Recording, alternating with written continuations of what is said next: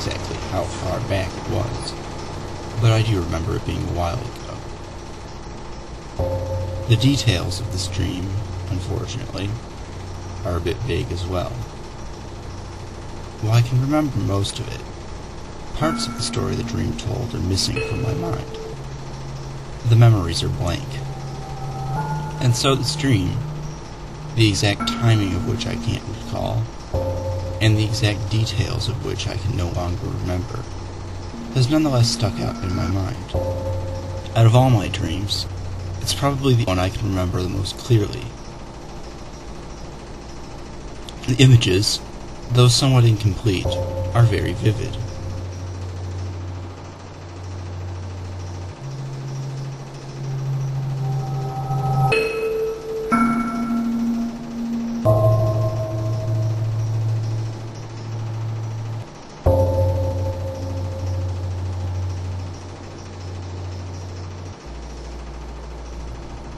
In this dream is my father. In this dream is myself. And in this dream is a dog. The dog is rabid, and so my father is rabid. My father is rabid because he was bitten by the dog. The doctors tell him he's going to die within a few days. Now, I realize that rabies treatments almost never fail if received in time, but some step in the process had gone wrong. Maybe he hadn't sought treatment soon enough, or maybe he had missed one of the vaccine injections during the course of the treatment. It may have been a new strain which post-exposure vaccination couldn't treat, and which lacked the incubation period rabies normally has. This was never made clear to me in the dream. Science generally is not relevant in dreams. The fact that I was terrified of disease and awake was explanation enough. The doctors told my father that the virus had already made its way to his brain. For a few days, it would feel like a particularly bad case of the flu. Then, as the virus started to eat away at his brain, the doctors told him he would become anxious and confused, suffer from insomnia, then tremors and hallucinations, until his behavior would become more and more erratic, and he would finally succumb to delirium and eventually die. He was already feeling the flu symptoms.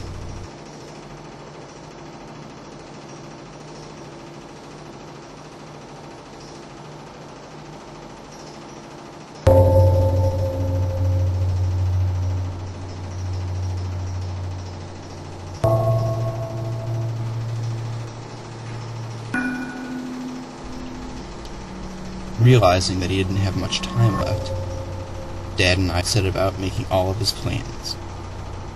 I had to be taught how to do taxes. His funeral had to be arranged. We had to work out his will. Finally, we talked about my future, and he tried to give me what advice he could on life. He said, "It's lucky that I'm able to go over this with you at all. A lot of parents never get the chance."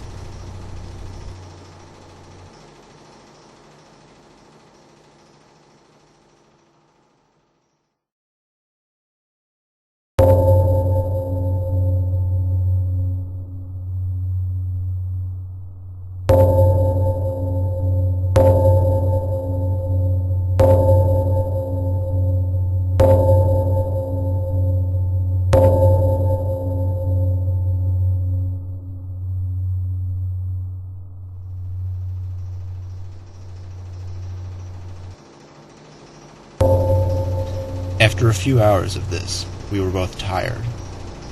However, neither of us was able to sleep. We had so little time left, it seemed like a shame to waste it unconscious. Feeling sentimental, my father decided to watch some old home movies of me when I was a little kid. When the movie ended, he got up to rewind the tape, and suddenly faltered. He turned towards me. A string of drool fell from his lip. The last memory I have of this dream is of him staggering towards me. I feel it's safe to assume that I died.